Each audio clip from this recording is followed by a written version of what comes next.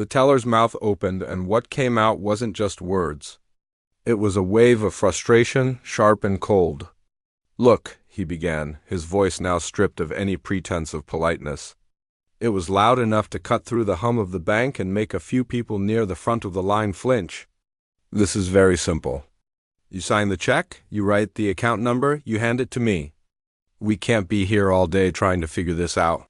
He gestured with his pen, a small, dismissive flick of his wrist that felt like a physical shove. The young woman felt a hot flush creep up her neck, burning her ears. She wanted to disappear. The polished counter, the glass partition, the security camera in the corner, it all felt like it was closing in on her. She could feel the eyes of everyone behind her, a dozen invisible points of pressure on her back. She had been so proud of herself for coming here alone, for doing this grown-up thing all by herself. Now that pride was melting away, replaced by a thick, sticky shame. She just wanted to run out of the bank, leave her paycheck on the counter, and hide. But her feet felt like they were glued to the floor. I'm sorry," she stammered again, her voice so small she wondered if he could even hear her. She looked down at her hands, which were now clutching the strap of her purse so tightly her knuckles were white. She had practiced this. She had written everything down. Where had she gone wrong? The teller's impatience had now curdled into something uglier. He wasn't just a tired employee anymore. He was a man who felt his authority was being challenged, not by a rebel, but by what he perceived as incompetence. He saw her not as a person trying her best, but as a problem to be managed and dismissed. He let out another sigh, this one longer and more dramatic, as if he were carrying the weight of the world on his shoulders. He looked past her, making eye contact with the next person in line, a silent, shared moment of exasperation that made the young woman feel even more alone and exposed. "Maybe," the teller said, his voice dropping to a loud, theatrical whisper that was somehow worse than shouting. "This isn't the right place for you to be doing this by yourself. These things can be complicated." He said the word complicated as if it were a foreign concept she could never hope to understand. He was talking to her like she was a small, slow child who had wandered into the wrong room. The condescension was a poison, seeping into the air and making it hard to breathe. A few people in the line shifted uncomfortably. An older woman clutched her handbag tighter and looked at the ceiling, as if suddenly finding the lighting fixtures fascinating. A businessman in a suit glanced down at his expensive shoes, his jaw tight. No one said anything. The silent pact of the crowd was to not get involved, to just wait for the moment to pass so they could get on with their own lives. Their silence was a wall, and the young woman was trapped on the wrong side of it. But one person was no longer silent, at least not in his own mind. The man in the baseball cap, standing a few places back, felt a familiar, unwelcome feeling tighten in his chest. It was the feeling you get when you see something that is fundamentally wrong, something that goes against the quiet rules of human decency. He had seen a lot in his life, a lot of ups and downs, and he had learned that the small moments of cruelty, the ones that happen in plain sight and are ignored by everyone, are often the ones that hurt the most. He watched the teller's face, the way his lips curled into a smirk of superiority. He watched the young woman's shoulders slump, the light in her eyes dimming. He saw her independence, the very thing she was so proud of, being chipped away, piece by piece, by a man who was supposed to be helping her. This wasn't about a long line or a busy day anymore. This was about power. The teller was using his position of power to belittle someone who was vulnerable, and for no other reason than that he could. The man in the cap thought about his own sister, about the struggles she had faced, the way people had sometimes looked at her, talked down to her, underestimated her. He remembered the fierce, protective anger that had surged through him then. He felt it now, a slow, steady burn. He wasn't a hero. He wasn't looking for a fight. But he knew, with a certainty that settled deep in his bones, that he couldn't just stand there and watch this happen. Doing nothing was a choice too, and it was a choice he couldn't live with. His posture changed. He was no longer leaning casually against the rope barrier. He stood up straight, his body becoming a solid, focused line. He took a slow, quiet breath, the kind you take before you step into cold water. His gaze was fixed on the scene at the counter. The distant, thoughtful look in his eyes was gone, replaced by a sharp, unwavering clarity. The world around him seemed to fade into a blur. The hum of the air conditioner, the muffled sounds of traffic from the street, the shuffling feet of the crowd, it all receded. All that existed was the teller, the woman, and the space between them. The teller, oblivious to the shift happening a few feet away, decided to deliver his final, crushing blow. He had made his decision. He was done with this. He picked up the paycheck and the deposit slip, held them out between his thumb and forefinger as if they were contaminated, and said, in a voice that was clear and cold and carried to every corner of the bank, "You know what? Just come back later, when you have someone with you. We can't hold up this whole line for one person." The words hung in the air, ugly and stark. It was a public dismissal, a declaration of her failure in front of everyone. The young woman finally looked up, her eyes wide with shock and hurt.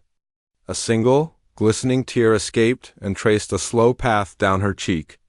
The entire bank fell silent. But this time it wasn't the tense silence of impatience. It was the shocked, appalled silence of a room full of people who had just witnessed a moment of genuine, unprovoked cruelty, and in that heavy, frozen silence, the man in the baseball cap took a single, deliberate step out of the line. That single step was like a stone dropped into a still pond.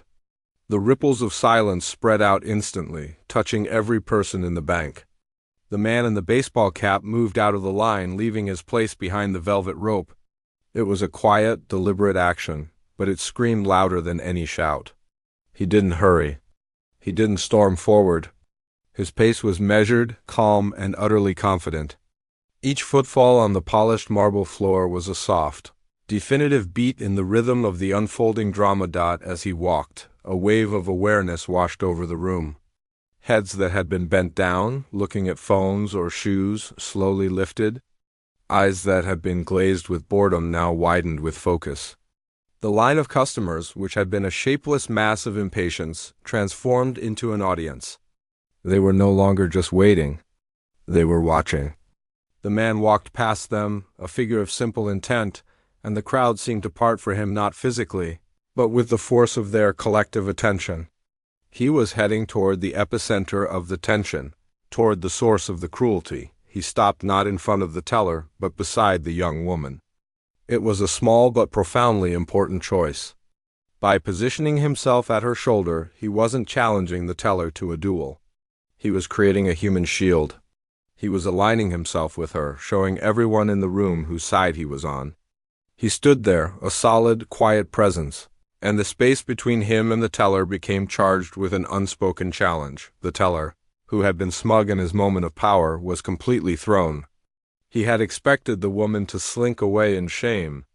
He had expected the line to move on. He had not expected this. A man, a stranger, stepping out of the anonymity of the crowd. The teller's confident smirk faltered, replaced by a flicker of panic. He looked at the man, taking in the worn jacket, the baseball cap, the calm, steady gaze. He saw no anger there, no threat of violence, but something far more unsettling, a calm, unwavering judgment. The man didn't raise his voice. He didn't need to. In the heavy silence, a whisper could be heard clearly. He spoke directly to the teller, his voice low and even. "Is there a problem here?" It wasn't a real question. It was an opening statement. The teller, flustered, tried to regain control of the situation. He puffed out his chest slightly, a pathetic attempt at authority. No problem," he stammered, his voice cracking. This transaction was a little complicated and we have a long line. I was just trying to manage the situation." The man listened patiently, his expression never changing. He let the teller finish his weak excuse. Then he shook his head slowly, a simple, gentle movement that carried more weight than 1,000 angry words. "No," he said, his voice still soft, but now it had an edge of steel. "You weren't trying to manage the situation. You were being rude. You were being disrespectful to a customer." He paused, letting the words sink in. The teller opened his mouth to argue, but no sound came out. He was trapped. The man continued, his gaze never leaving the teller's face. She is trying to do her banking. That's all. And you are supposed to help her? That's your job. It doesn't matter how long the line is. It doesn't matter if it's complicated, you treat people with respect. The power in the room had shifted completely. The teller, who just moments ago held all the power from behind his fortified counter, was now shrinking, exposed, and vulnerable. The man standing beside the woman, with no authority but his own decency, held all the power. The bank was so silent you could hear the faint hum of the fluorescent lights overhead. The air was thick with the tension of the moment. A moment that everyone present knew they would remember, and then the man did something that transformed the scene from a confrontation into an act of compassion. He broke his gaze from the teller and turned to the young woman. His entire demeanor changed in an instant. The firmness in his eyes melted into a warm, gentle kindness. The steel in his voice softened into a low, soothing tone. He looked at her, really looked at her, not as a victim, but as a person. "Hey," he said quietly. "Are you okay?" The woman looked up, her vision blurred by the tears that were now flowing freely. She saw the kind eyes looking at her from under the shadow of the cap. She saw the concern etched on his face. For a moment she didn't understand what was happening. Why was this stranger helping her? Why was he being so nice? The shock of the teller's cruelty and the suddenness of this man's defense was overwhelming. She could only manage a small, shaky nod, a tear rolling down her cheek. He gave her a small, reassuring smile. It was a simple smile, but it was filled with an immense amount of empathy. "You're doing just fine," he said, his voice a gentle murmur meant only for her. "Don't you worry about this. You haven't done anything wrong." He reached out a hand, not to touch her, but just to gesture toward her papers on the counter, a gesture of support. "You're doing everything right," he repeated, as if it were the most important fact in the world. In that moment, the cruel words of the teller began to lose their power. The shame that had felt like a heavy cloak on her shoulders started to lift, replaced by the warmth of this unexpected kindness. This stranger didn't see her as a problem or an inconvenience. He saw her. He saw her effort, her dignity, and he was telling her that it was valid. The other people in the line watched, completely mesmerized. They were no longer an impatient crowd. They were witnesses to a profound lesson in humanity. Some looked at the floor, a feeling of shame for their own silence washing over them. Others watched the man with a look of pure admiration. The businessman in the suit slowly lowered his phone, realizing that what was happening in front of him was far more important than any email or text message. The older woman who had been looking at the ceiling now had tears in her own eyes, a gentle, proud smile on her lips. The teller stood frozen behind his counter, his face a mask of humiliation. He was a small man who had tried to feel big by making someone else feel small, and now he had been exposed in the worst way possible, not by an attack, but by a simple, undeniable display of grace. He had no idea what to do. He looked from the man's calm face to the woman's tear-streaked one, and he knew he had lost. Not just the argument, but something more. He had lost his professionalism, his dignity, and the respect of everyone in the room. The man didn't say anything more to the teller. He didn't need to. He just stood there, a quiet guardian, his presence a testament to the idea that one person, by choosing to do the right thing, can change the entire atmosphere of a room. He had stepped out of line, not for glory or for thanks, but simply because it was the right thing to do. And in the silent bank, that simple act of decency was the most powerful sound of all. The silence in the bank was no longer just quiet. It was a presence. It was a heavy, thick blanket that smothered every other sound. The teller stood frozen behind his counter, his face a pale mask of disbelief. He had been the king of his small, glass-walled kingdom, and now his reign was over in the most public and humiliating way possible. He looked at the man standing beside the young woman, then at the faces in the line, and saw no allies there. He saw only judgment. He opened his mouth, but no words came out. What could he possibly say? The man's quiet, firm words had stripped him of all his authority and all his excuses. the young woman, for her part, was caught in a whirlwind of emotions. The tears were still falling, but they were no longer just tears of shame. They were tears of shock, of overwhelming relief, and of a profound, aching gratitude. She looked at the man beside her, this stranger who had stepped out of the shadows to defend her. She didn't know who he was, but in that moment he was her hero. His simple act of kindness felt like a life raft in a stormy sea, and she was clinging to it with everything she had. She took a deep, shaky breath. The first one that didn't feel like it was caught in her throat. It was in this frozen moment that another figure emerged.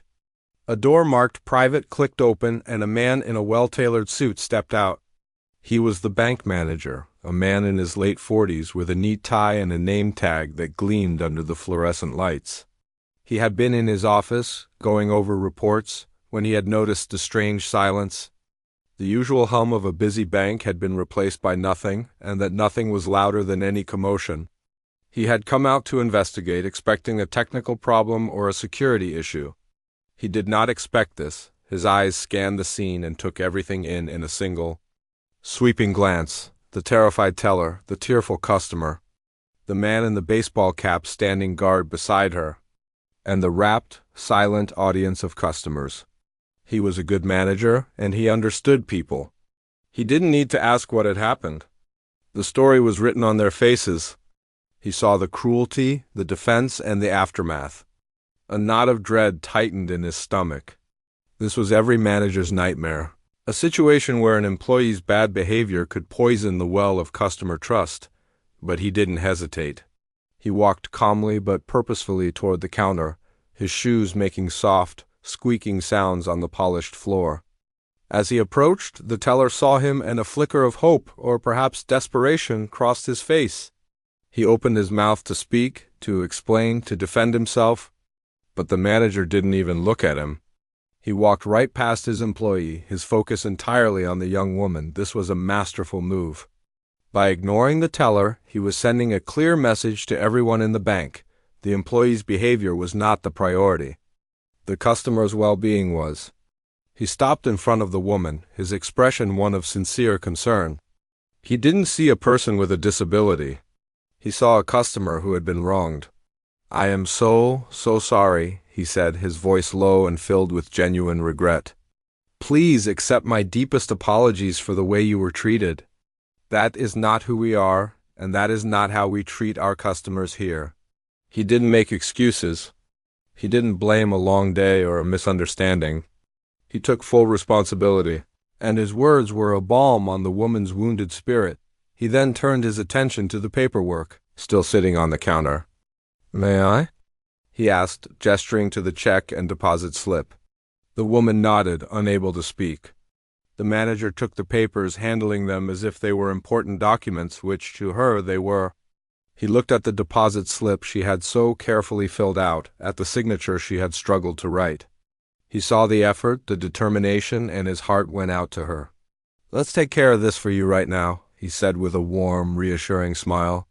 He moved around to the other side of the counter, standing beside the flustered teller, who now looked like he wanted the floor to swallow him whole.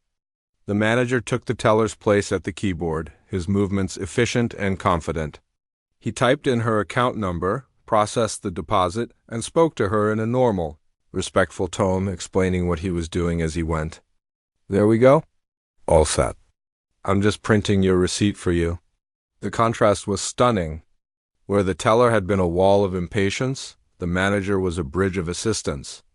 The young woman watched him, her tears finally stopping. The heavy weight on her chest began to lift. This man, the manager, was seeing her the same way the stranger in the cap had seen her, as a person deserving of respect and kindness. She felt a sense of peace settle over her. The ordeal was over. While the manager was helping the woman, the man in the baseball cap did something that was perhaps even more remarkable than his initial intervention. He simply stepped back. He saw that the situation was now in capable hands. His job was done. He gave the woman's shoulder a gentle, supportive pat, a final, silent gesture of encouragement, and then he quietly, without a word to anyone, walked back to the place in line where he had been standing. He didn't wait for a thank you. He didn't draw any more attention to himself.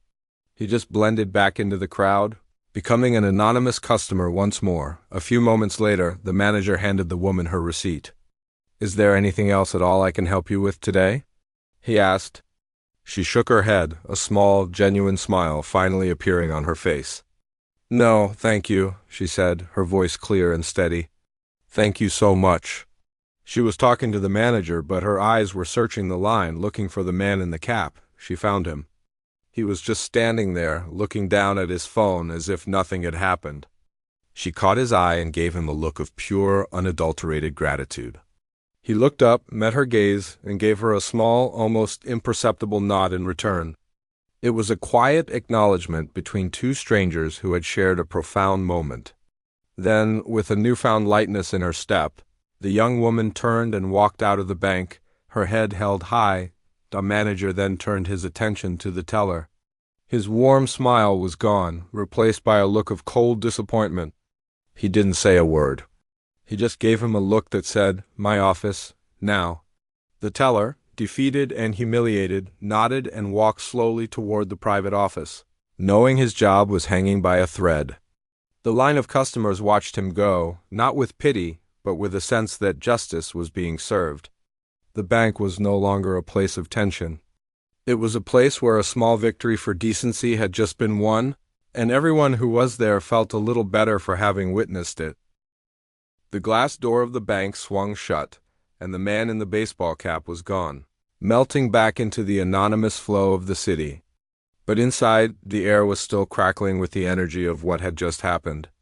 It was like the moment after a thunderstorm, when the air feels clean and new, and everything seems sharper, more real.